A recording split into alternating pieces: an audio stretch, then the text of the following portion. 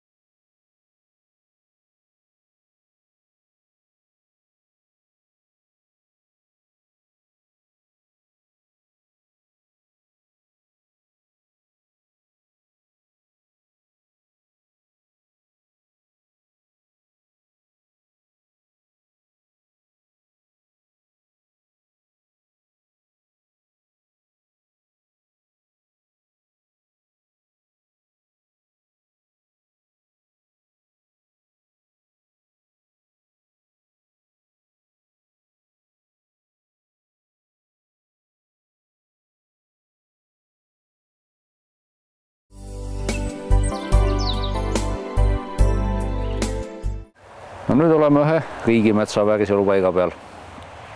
Ja siin on näha nüüd kõrval oleva noti peal jälle paar sellist kena indikaatorliiki. See suur valge vaht, siin on korallnarmik, mis on vääriselupaiga indikaatorliik ja selline põlismetsade liik. Ja siin on veel üks teine selline roheline laik, kus kasvab siis Kämmal ricardia, mis on ka indikaatorliik ja see on näha, kus nad kasvavad, on selline aastakümneid maas olnud jäme selline lagunev nott ja selliseid notte sellises majandatavas metsas praktiliselt ei ole, sest korjatakse küll kuivad puud sealt ära sanitaarraidega, aga näiteks selline jäme lamapuit on vääriselupaigas väga omal kohal ja need kaks konkreetset liiki ongi sellised, kes saavadki kasvada ainult sellisel pikka aega laguneval puidul ja majandusmetsas neid on jälle praktiliselt võimatu leida. Et siin on nüüd näha ühte tüve, mis siis maas on olnud minu pakkumise järgi võib-olla 30 aastat, võib-olla ka rohkem, sest see kuusekene siin peal on umbes 20-aastane. Kui vaadata neid lühikesi kasve ja selleks, et ta siin tüve peal kasvama oleks hakanud, kindlasti läks veel siin 10 või rohkem aastat aega, nii et see lamav tüvi, mida siin võib samblal aimata, on siin kindlasti 30 aasta vanune, kui mitte rohkem ja selles tüves käib kindlasti praegu väga vilgas elu.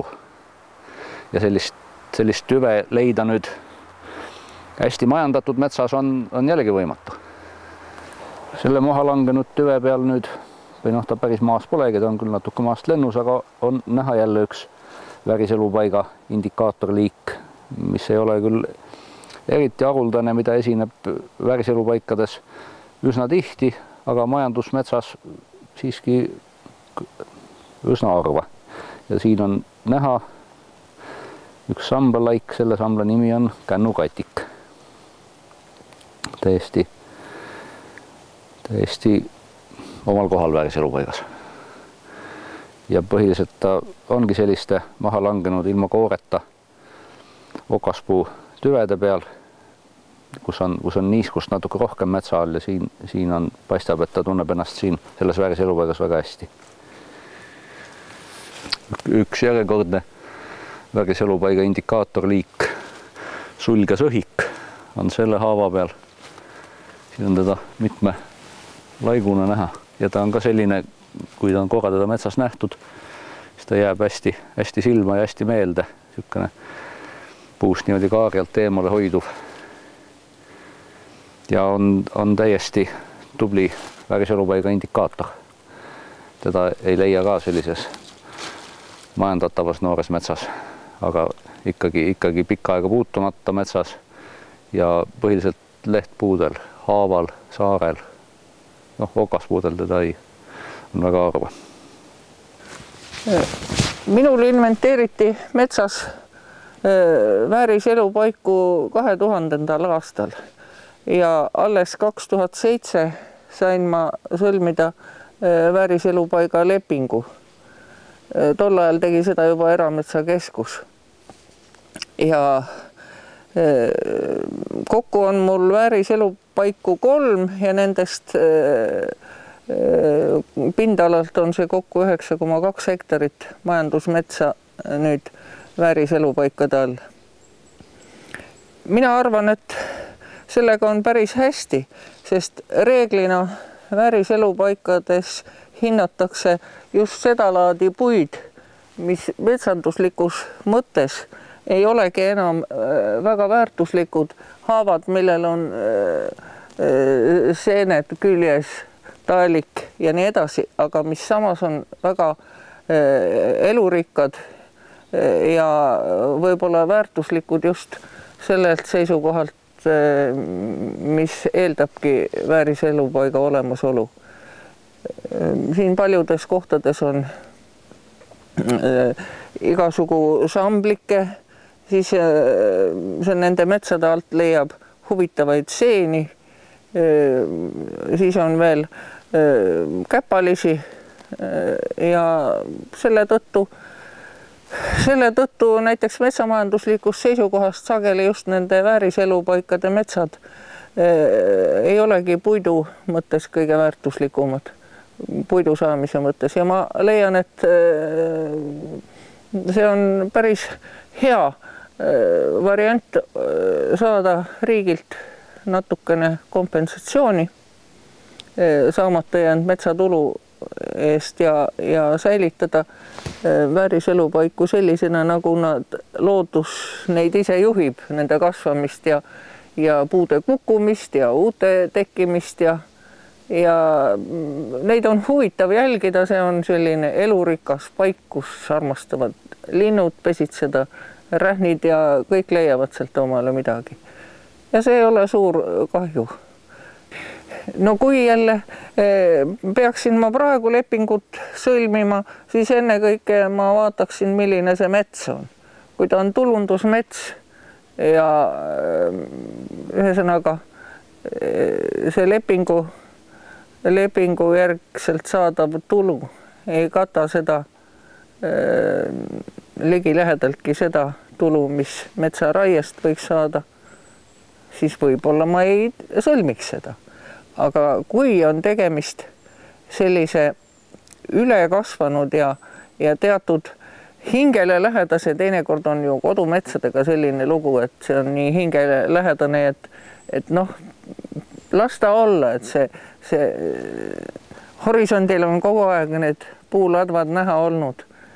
Kui ta on olnud võib-olla lapsepõlvest saati ja siis 70 või ütleme 50 aastat hiljem tahaks ikkagi näha, et need samad oleksid.